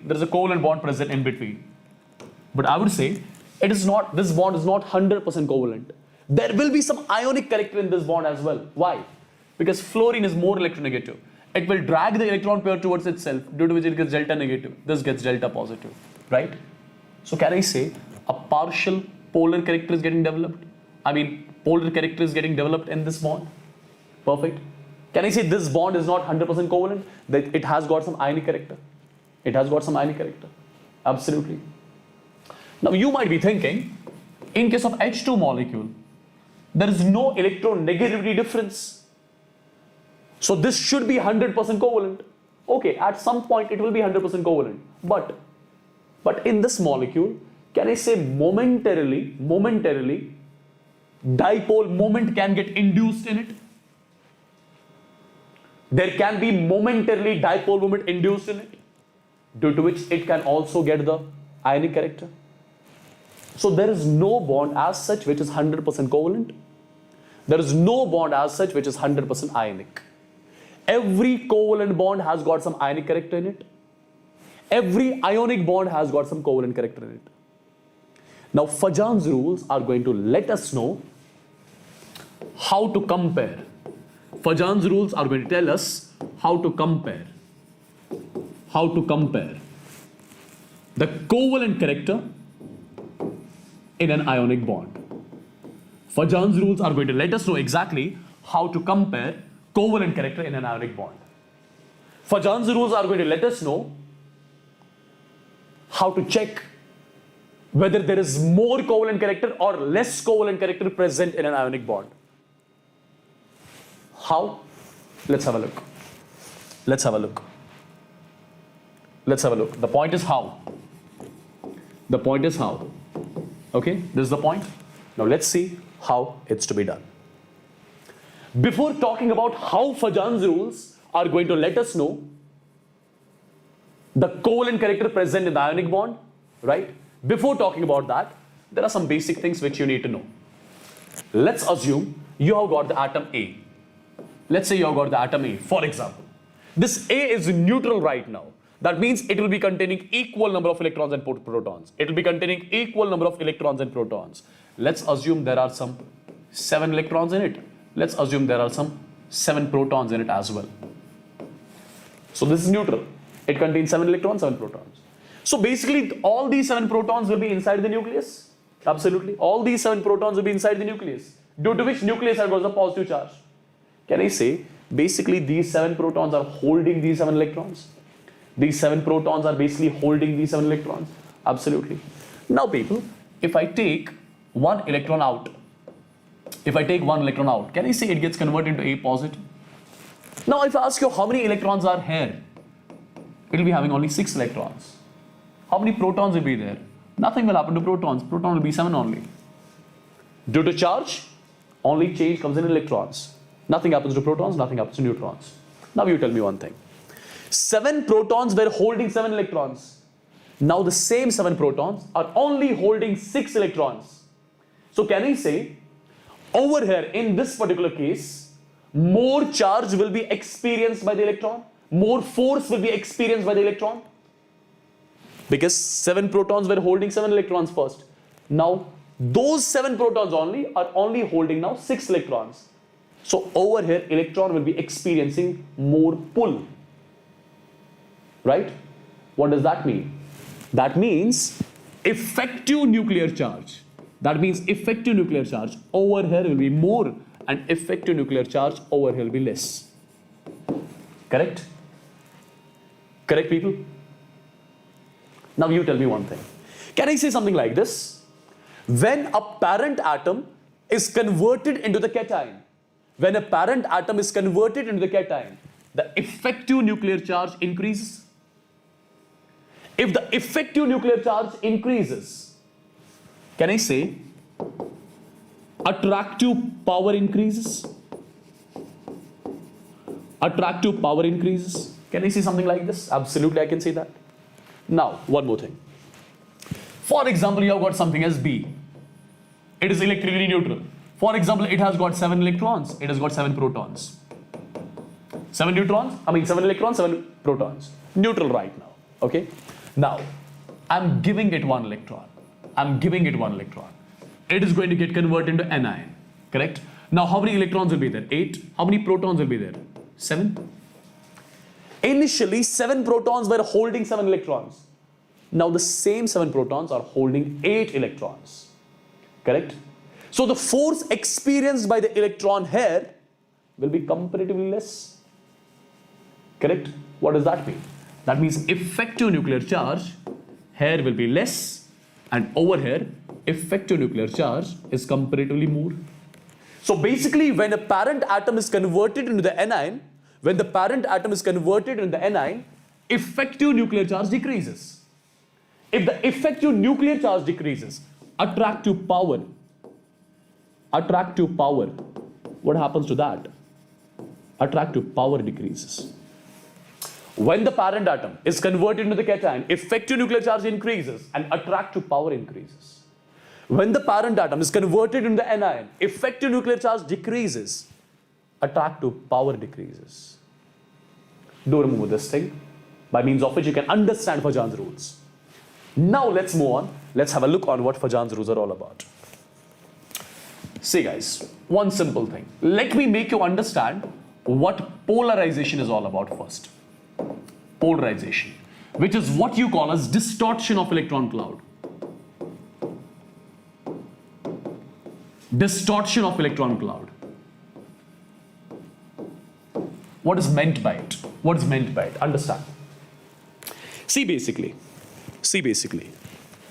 whenever you'll be having a cation, when the cation approaches an anion, when the cation approaches an anion, when a cation approaches an anion, what happens basically? Since this cation has got the positive charge, and this is basically the electron cloud of the anion. This is the electron cloud of the anion. Correct? This is the electron cloud of the anion. Perfect. Now when the cation approaches the anion, this cation, it is going to pull the electron density towards itself. It is going to pull the electron density towards itself. This cation is going to pull the electron density of anion towards itself. It is going to pull the electron cloud of anion towards itself. Due to which the electron cloud of anion, which was spherically symmetrical, it loses its symmetry. It loses its symmetry. This electron cloud is being pulled by the cation. So this electron cloud, its shape is changed. It gets shifted towards the cation. It gets shifted towards the cation. This electron cloud, it gets shifted towards the cation. If the electron cloud of anion is shifting towards the cation, the shifting of electron cloud of anion is something which I call as distortion of electron cloud. This is called as distortion of electron cloud. And the distortion of electron cloud of anion is something which I call as polarization. This is something which I call as polarization. Due to this polarization, the electron cloud initially was spherically symmetrical. Now the electron cloud is coming in between the cation and anion. If the electron cloud of anion is coming in between the cation and anion, can I say it is the same thing as if this electron cloud is being shared by them? Right? Sharing of electron cloud means covalent character. So it was an ionic compound, positive negative, it was an ionic compound. Can I say in this ionic compound, covalent character got induced? In this ionic compound, covalent character got induced?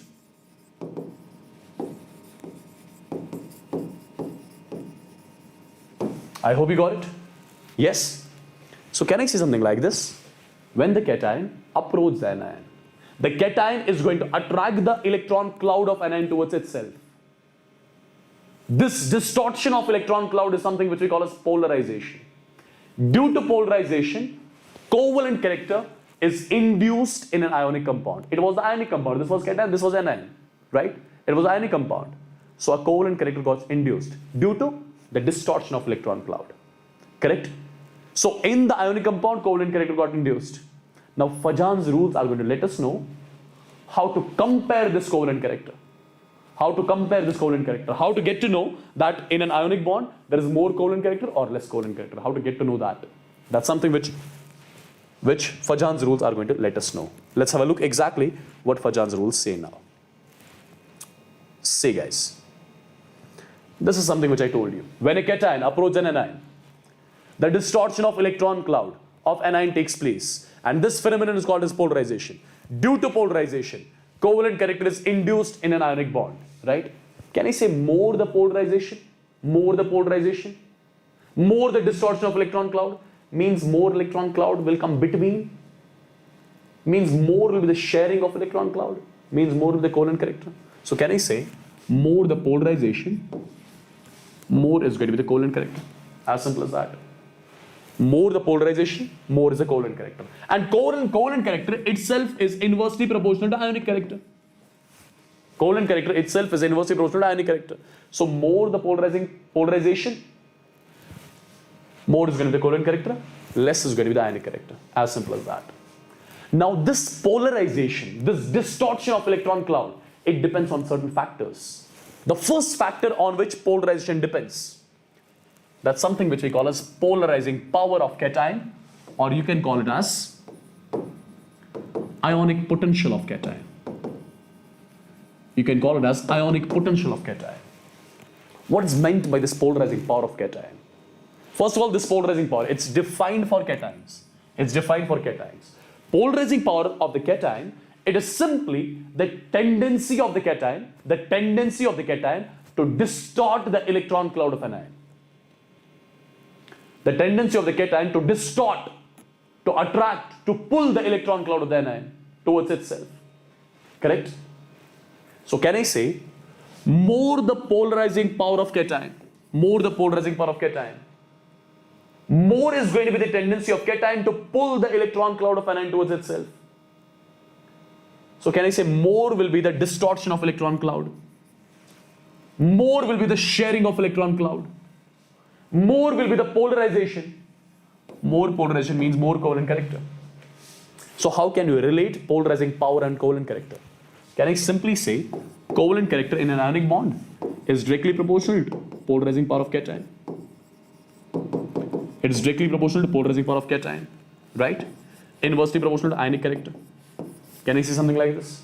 Yes, I can do that. I can do that. More the polarizing power of cation, more is the tendency of cation to pull the electron cloud of an ion towards itself. More is the distortion of electron cloud, more is the polarization, more is the sharing of electron cloud, more is the covalent character. As simple as that. Now the point is, this polarizing power of cation, it depends on what? It depends on 2-3 factors basically. The main 2 factors is charge on the cation and size of the cation. Polarizing power of cation, I would want you guys to remember from now onwards. Polarizing power of cation, it is directly proportional to charge on cation. More the positive charge on cation, more the positive charge on cation, more is the effective nuclear charge of cation. More the effective nuclear charge of cation, more is its attractive power.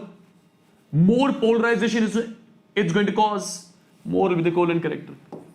It's inversely proportional to size of cation as well.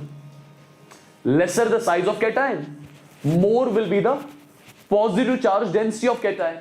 More the positive charge density of cation, more is the pulling power. More the pulling power, more the polarization. More the polarization, more is the covalent character. So polarizing power of cation, it depends on charge and size. Directly proportional to charge, inversely proportional to size. And it depends on the covalent character in an ionic bond. And it also depends on the ionic character in the ionic character as well. Because covalent character and ionic character, they are inversely proportional. Okay? Now, few simple questions. Li positive, Be positive. Which one has got more polarizing power? The one which has got more charge, more polarizing power. The one which has got more charge, more polarizing power, more charge, more charge, more charge, more polarizing power. Arrange the following on the basis of polarizing power of cation. So this is the order of polarizing power of cation. More the charge on cation, more the polarizing power. Correct? Next. Polarizing power of cation, it depends on the size of cation as well. Polarizing power of cation, it depends on the size of cation as well. Right? Since the charge present on every cation is same, if the charge present on every cation is same, so decide on the basis of size.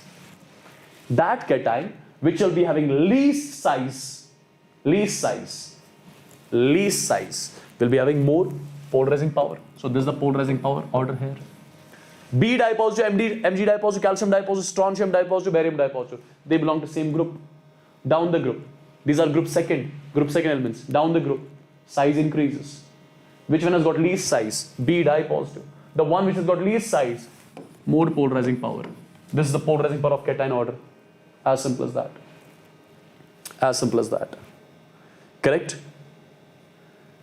Now, my dear students, one more thing. Whenever you see any ionic compound in which the cation belongs to D block elements, whenever you see any ionic compound in which cation belongs to D block elements, at that time, polarizing power of cation, it depends on the effective nuclear charge of D block element. It depends on the effective nuclear charge of D block element. What is meant by that? What is meant by that?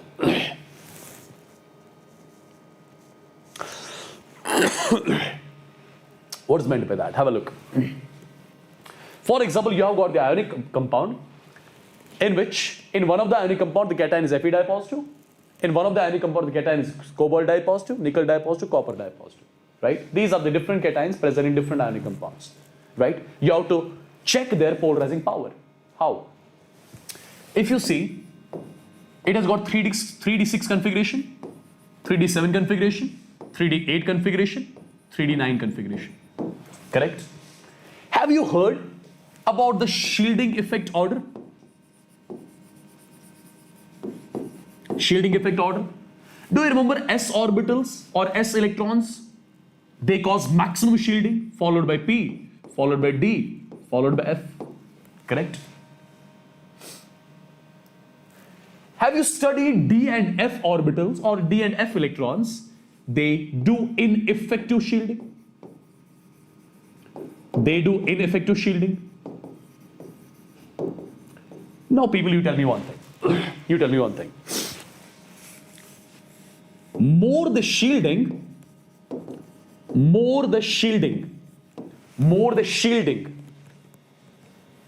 is more going to be the force of attraction between nucleus and outermost electron, or less is going to be the force of attraction?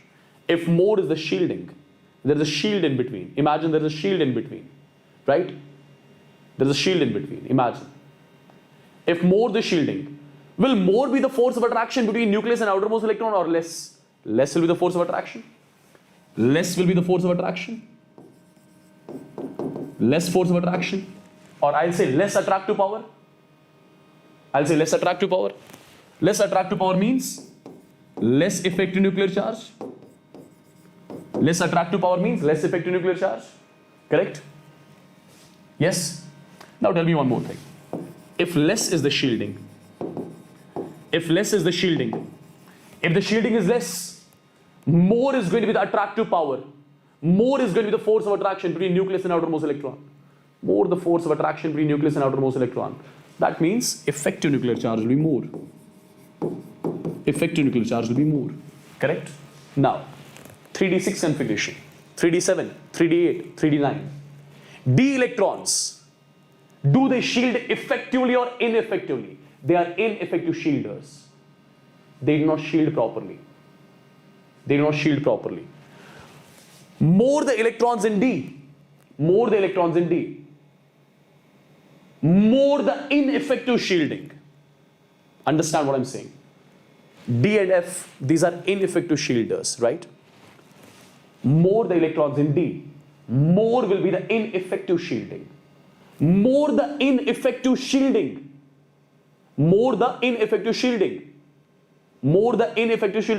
Just be careful with the terminologies that I'm using.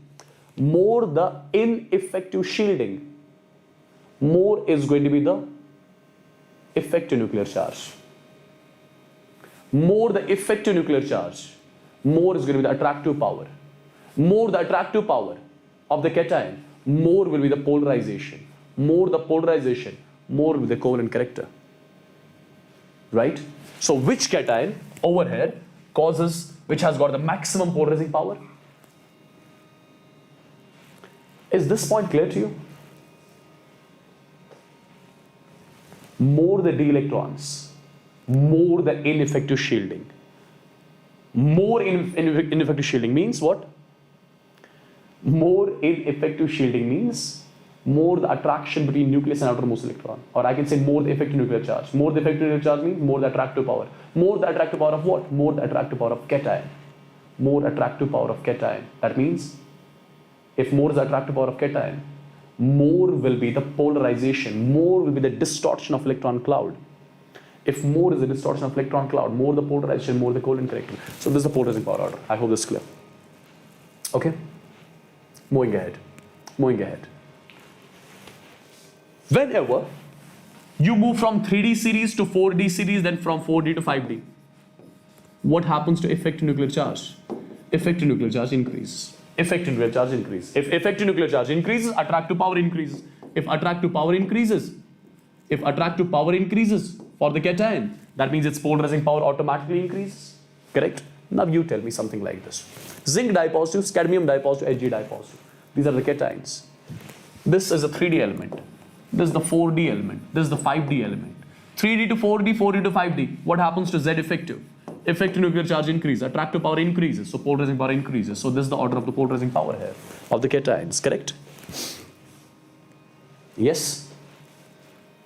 Perfect. I hope this is clear. Now, my dear students, there is not only one factor on which polarization depends. There is not only polarizing power of the cation. There is one more factor as well, that is polarizability, which is defined for anions. After some time, we'll be doing a lot of questions, okay, on the same concepts and its applications too. I'm just giving you the basics right now. Okay, now after a few minutes, you'll see a lot of questions on this. Now, guys, understand. Polarizability, it's defined for anions. What is polarizability of anion? The tendency of the anion to distort its electron cloud. The tendency of the anion to distort its electron cloud is something which we call as polarizability of anion. More the polarizability of anion, more is going to be the tendency of the anion to distort its electron cloud. More is going to be the polarization, more the covalent character. Correct? So, can I say your polarizability of anion, let me write it over here, it is directly proportional to covalent character in an ionic bond? Yes. More the polarizability of anion, more the tendency of the anion to distort its electron cloud, more the polarization. More polarization means more covalent character. More covalent character means less ionic character. As simple as that. Now, people, this polarizability of anion, it depends on two factors. One, that is charge on anion. Second one, that is size of anion. And both directly proportional. How exactly? See. More the charge on anion, anion has got negative charge. That means more the negative charge on anion, lesser will be the Z effective of anion, lesser will be the effective nuclear charge of anion. If less is the effective nuclear charge of anion, what does that mean? Less the effective nuclear charge of anion, what does that mean? That means anion, it has got less tendency to hold its electron cloud. Anion's nucleus, it has got less tendency to hold its electron cloud. So it's easy to distort the electron cloud of anion. If it is easy to distort the electron cloud of anion, more will be the polarization, more will be the covalent character. Got it? Yes? Is it clear? More the charge on anion, more the negative charge on anion, less the effective nuclear charge, lesser is the tendency of anion, lesser is the tendency of the nucleus of the anion to hold its electron cloud firmly. Correct? If lesser is the tendency of the anion to hold its electron cloud, that means it is easy to distort the electron cloud of anion. Polarization will be more, covalent character will be more. So directly proportional. More the charge on anion, more the polarizability of anion, more the covalent character of anion. More the covalent character in the ionic bond. Similarly, size. More the size of anion, less will be the holding capacity of the nucleus of anion towards its electron cloud. Right? Perfect. Easily the electron cloud can be distorted of the anion. So more with the polarizability. So do remember they are both directly proportional. More the size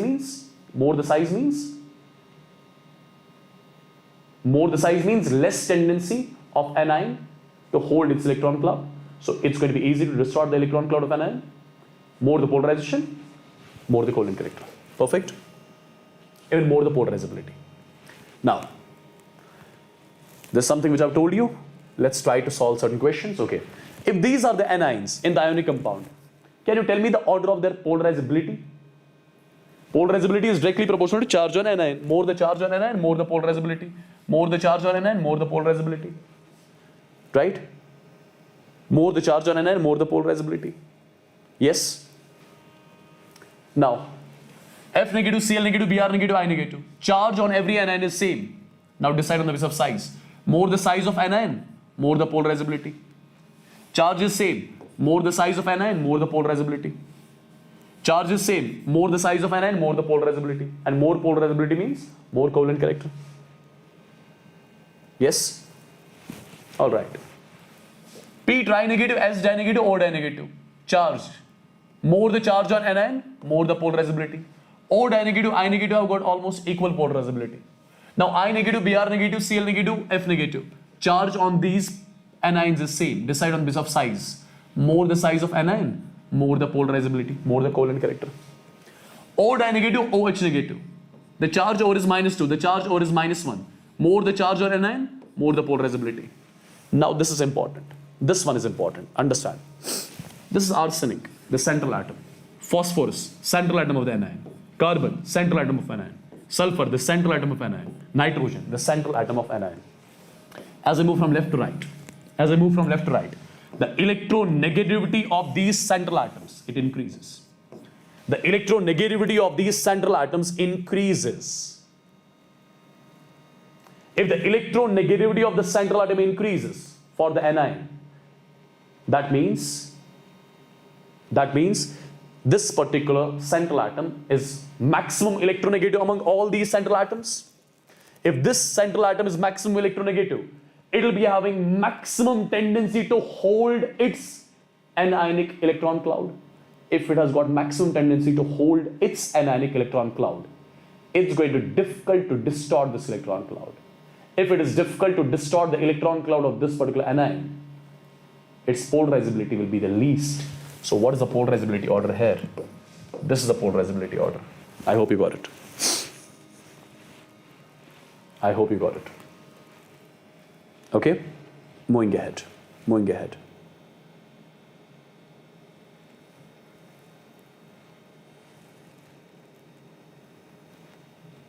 Let's try to solve a few questions so that every single thing gets clear to you now.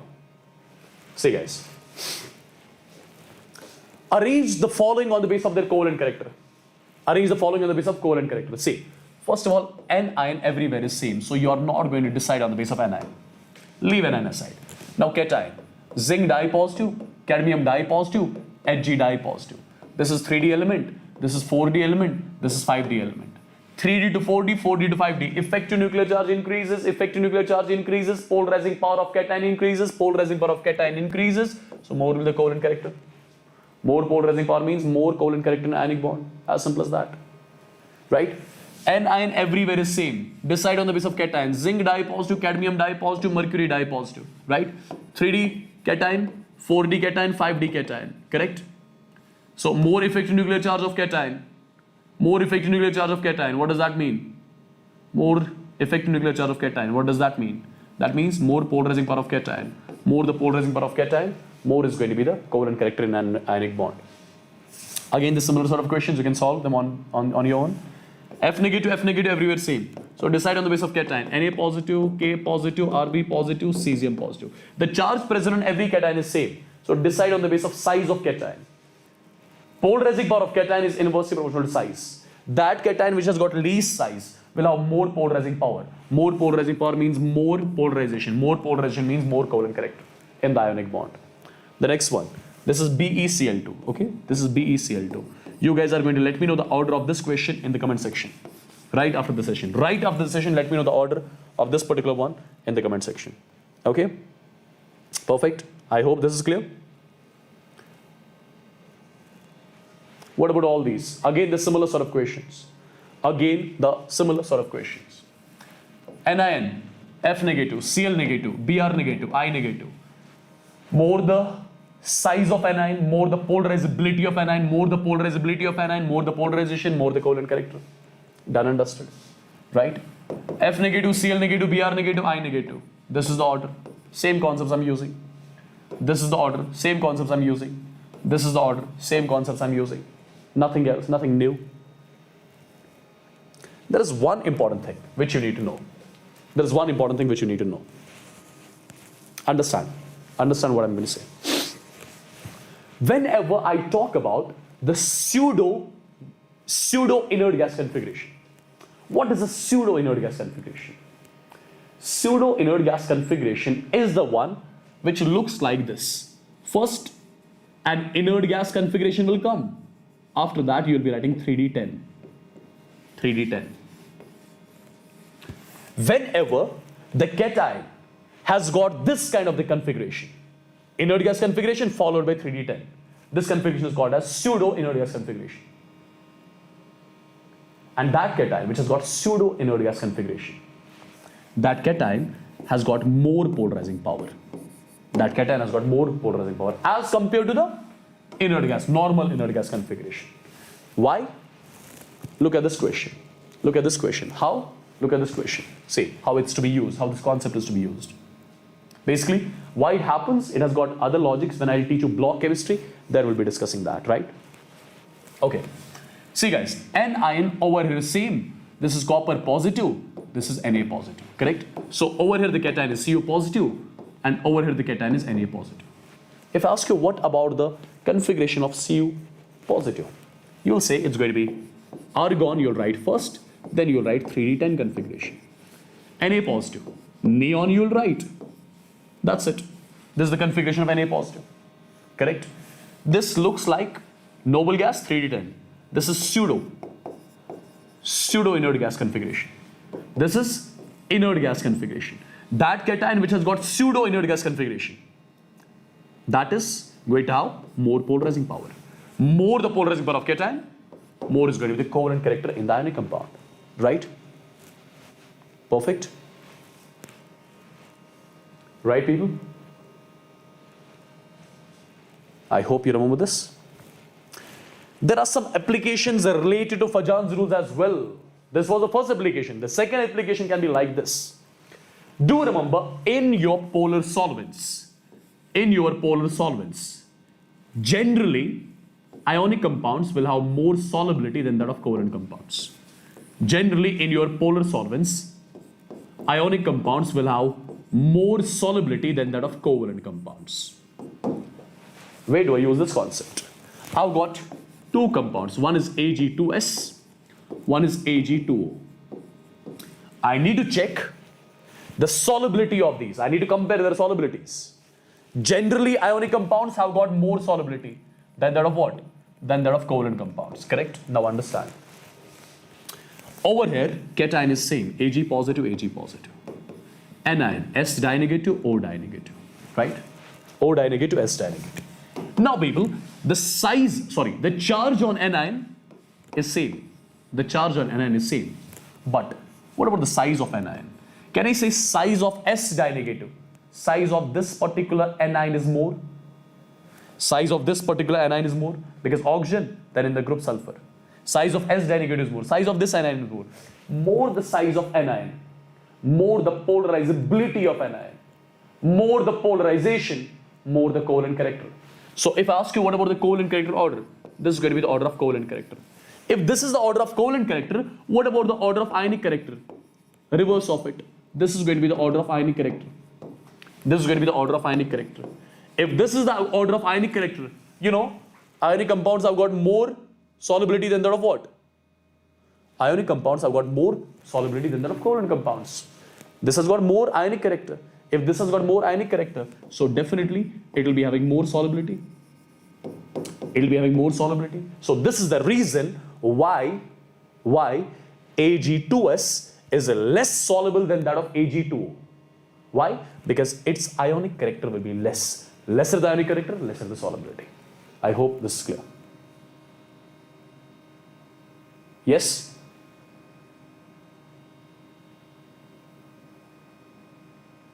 Priyanshu, you can watch the session from the beginning, then you can understand things, okay? Not like this. You'll suddenly come in and you'll expect that you'll understand. No way, that's not happening here. This is the first thing, guys, which you need to remember. The second thing, if you want to compare the solubility of FeOH whole thrice and FeOH whole twice, just compare their solubilities. How? See, over here, this is Fe tri positive as the cation, Fe di positive as the cation. The charge present on the cation here is more. More the charge on cation, more the polarizing power of cation. More the polarizing power of cation, more will be the polarization. More is the covalent character. More is the covalent character in the ionic bond. More covalent character means less ionic character. So FeOH whole thrice will be having less ionic character as that of FeOH whole twice. Right? This is the ionic character order. And whatever is going to be the order of ionic character, same is going to be the order of solubility. Right? Perfect. This compound has got more ionic character. So this is going to be more soluble. This compound is going to be more soluble. Yes? Because its ionic character is more. And ionic compounds generally are there more soluble, right, than that of covalent compounds. I hope this is also clear. Now, one more thing. When you need to compare the melting points, generally you'll observe one thing. Generally, ionic compounds will be having more melting points than that of covalent compounds. Generally, ionic compounds will be having more melting points than that of covalent compounds, right? Okay? Perfect. Now, for example, you have got BeCl2, you have got MgCl2, you have got CaCl2, beryllium, magnesium, calcium, strontium, and barium, BaCl2. Right? Now we will understand. The anion everywhere is same, Cl negative, Cl negative. Cation everywhere has got same charge. Cation everywhere has got same charge. Correct? Perfect. Now check the size of cation. On moving from top to bottom, size of cation is increasing. So B di positive has got least cationic size. If B di positive has got least cationic size, it will be having more polarizing power. More polarizing power means more covalent character. More covalent character means less ionic character. Less ionic character means less melting point. Right? So less melting point. On moving from top to bottom, what will happen to the melting point then? Melting point will be increasing. On moving from top to bottom in these. Is it clear? Is it clear, people? Is it clear to everyone? Just let me know quickly in the chats. Is it clear? Yes? Now guys, one more thing. Thermal stability. Thermal stability. Generally, ionic compounds will have more thermal stability than that of covalent compounds. Generally, ionic compounds will have more thermal stability than that of covalent compounds. Okay, now tell me the answer of this question. Lithium carbonate, sodium carbonate, potassium carbonate, rubidium carbonate, cesium carbonate. These are the carbonates of group first elements. I told you generally ionic compounds will have more thermal stability than covalent compounds, right? See, anion everywhere is same. Cation is different. The charge on cation everywhere is same. Li positive, Na positive, K positive, Rb positive, cesium positive. Size of this cation is least. If size of this cation is least, more polarizing power, more polarizing power, more polarization, more covalent character, less ionic character. Less ionic character means less thermal stability. So on moving from top to bottom in these carbonates, thermal stability, it increases. Is it clear? Is it clear to everyone? Is it clear to everyone? Quickly. And this is the topic which we are going to discuss in the tomorrow's session at 7 p.m. Tomorrow's 7 p.m. session will include dipole moment. It will include valence bond theory. It will include hybridization. So these three topics will be done tomorrow on Saturday. 7 p.m. to 9 p.m. session will be. 7 p.m. to 9 p.m. there'll be one session. Okay, I would want you guys to join that. Okay. So now let me know in the chats quickly if every single thing is done in the today's session. If you got every single thing. I'm just asking you if every single thing is clear to everyone.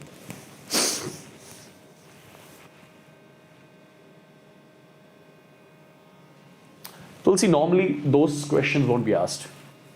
Okay. How many questions will be asked from this chapter? It's going to be almost like 4 or 5 questions directly, indirectly.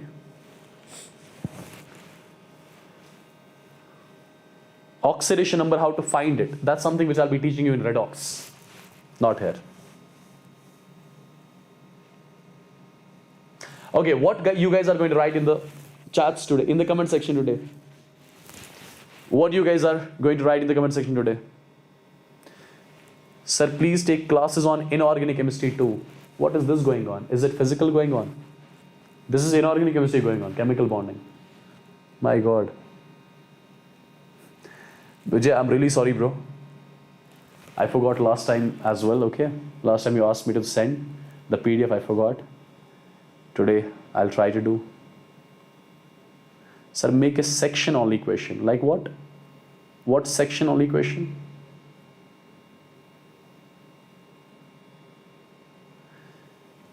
Sudarshan, more ineffective shielding means more effective nuclear charge, more potent power. Yes. Okay.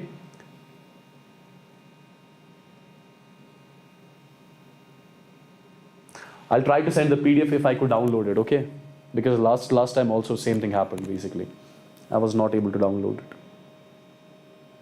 I'll let you know after the coordination, like after this chapter, like which chapter to do. That's something we'll see. By the way, right after the session, I would want you guys to do one thing.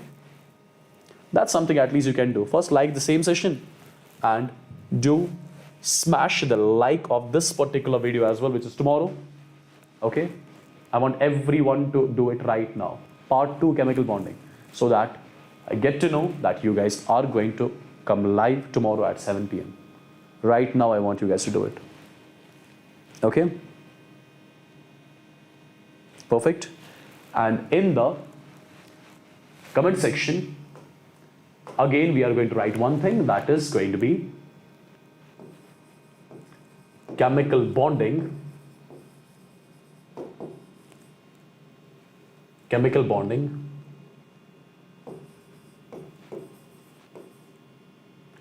to be done and dusted. Right? Or don't write like this. Wait. Chemical bonding part 1 killed. This is something which you guys are going to write, okay?